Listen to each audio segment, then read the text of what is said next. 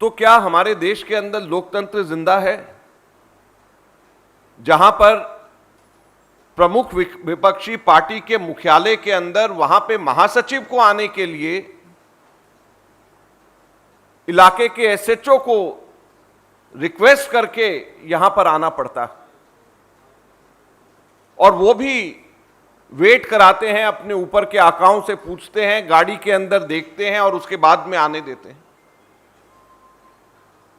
मैं नहीं समझता कि आज तक के इतिहास में कभी भी हमारे देश के अंदर किसी भी विपक्षी पार्टी के ऑफिस में इस प्रकार से आक्रमण हुआ होगा, जैसे कि अभी कुछ ही दिन पहले आपने देखा कि पुलिस पूरी तरीके से एआईसीसी के ऑफिस के अंदर गेट को तोड़ते हुए आई और अंदर आकर के लाठीचार्ज करना शुरू किया। कई आपके मीडिया कर्मियों ने भी उस चीज को देखा। 30 घंटों से ज्यादा राहुल जी की पूछताछ करी जा रही है और ईडी और दूसरे जितने भी सरकारी तंत्र हैं उसके माध्यम से अनुचित दबाव कांग्रेस पार्टी के ऊपर डाला जा रहा है, ताकि कांग्रेस पार्टी की आवाज को बंद करा जा सके। क्योंकि हमेशा हम लोगों ने मजदूरों की, गरीबों की, किसानों की, युवाओं की आवाज को कभी कांग्रेस ने और हमारे नेता राहुल गांधी ने दबने नहीं दिया। लिहाजा आज ईडी और पुलिस के माध्यम से ये दबाव बनाया जा रहा है कि आप इनकी आवाज क्यों उठा रहे हैं, सरकार के खिलाफ क्यों आप बोल रहे हैं। ईडी और सीबीआई पिछले 8 वर्षों के अंदर ईडी ने इस वक्त 5422 केस ईडी के चल रहे हैं।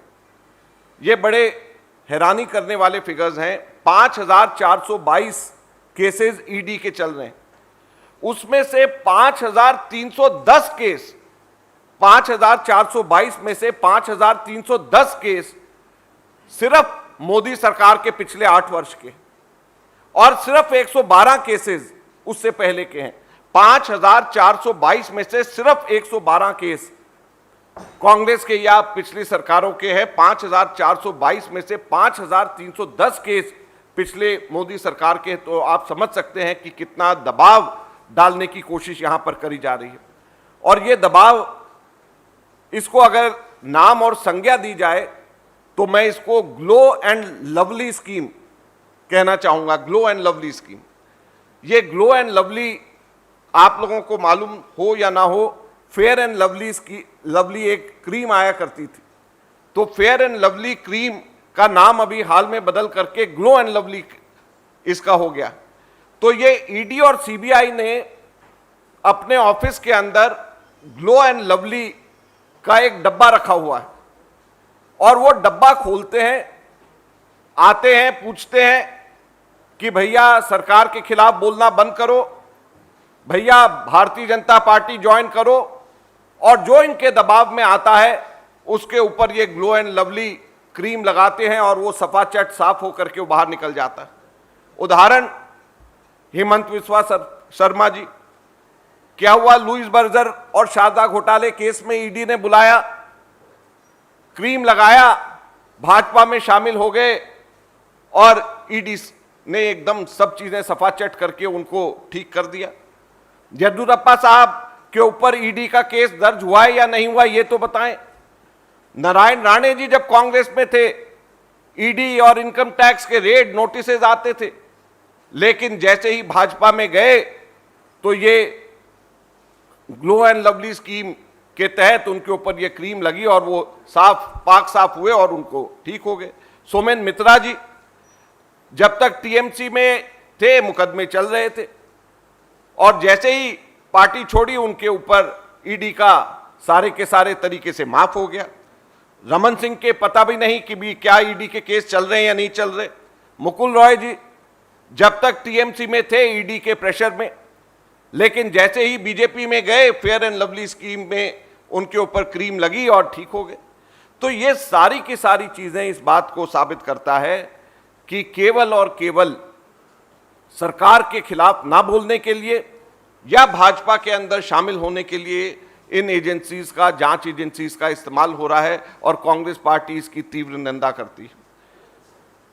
दूसरा बहुत महत्वपूर्ण इसी के बारे में हम कहना चाहते हैं, हमारे लीगल डिपार्टमेंट के तरफ से विवेक तनखा जी ने एक पत्र निर्मला सीतारमण जी को, अमित शाह और किरण रिजिजू को नोटिस भेजा है, ये हम आपको अभी इसके साथ में लगा करके देंगे।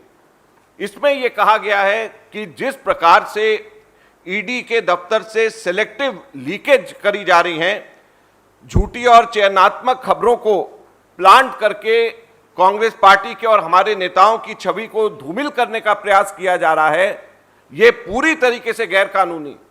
इसके अंदर इन्होंने बताया है कि कैसे सेक्शन 66 पीएमएलए का यह इजाजत नहीं देता कि सिलेक्टिव लीकेज करी जाए, और इसके अंदर जिन चैनल्स में और जहां पर सोशल मीडिया के अंदर अलग अलग जगहों के ऊपर ईडी के माध्यम से लीक करी जा रही खबरें, उसका भी जिक्र इसके अंदर किया गया है।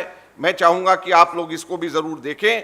और अलग अलग बातें, जैसे कि Rahul Gandhi not cooperating with enforcement directorate, he paused, didn't respond to a number of questions, फिर were not satisfactory, the answers were not satisfactory, and it appeared that he was tutored by his lawyers on how to answer and avoid certain aspects, sources said। तो ये sources के माध्यम से कहां से इनके पास में सब चीजें आ गई। हम लोगों ने कहा है कि अगर आप इतना ही दिखाना चाहते हैं तो वहां पर एक कैमरा लगा दीजिए, उसको लाइव टेलीकास्ट करिए, 30 घंटे लाइव टेलीकास्ट, लाइव फीड लीजिए, वहां से देखिए कि भी किस तरीके से वहां पर क्वेश्चंस, उनके पास कुछ पूछने को ही नहीं।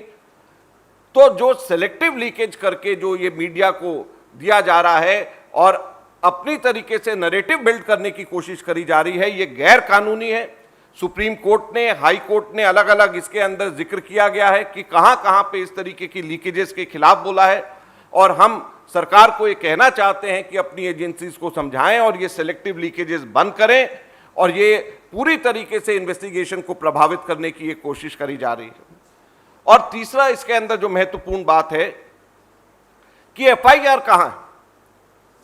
हम लोग 4 प्रश्न इसके बारे में पूछना चाहते हैं कि पीएमएलए के तहत सबसे पहला तो कौन सा वो अनुसूचित अपराध है, शेड्यूल्ड ऑफेंस कौन सा है जिसकी जांच ईडी ने शुरू करी है। पीएमएलए एक्ट में शेड्यूल्ड ऑफेंस उसके अंदर दिया गया है कि ये शेड्यूल्ड ऑफेंस होना चाहिए। तो वो कौन सा शेड्यूल्ड ऑफेंस है, कौन सा वो अनुसूचित अपराध है जिसके तहत ये इंक्वायरी करी जा रही है, और किस पुलिस एजेंसी ने अनुसूचित अपराध के संबंध में एफआईआर दर्ज करी है, ये तो बताएं।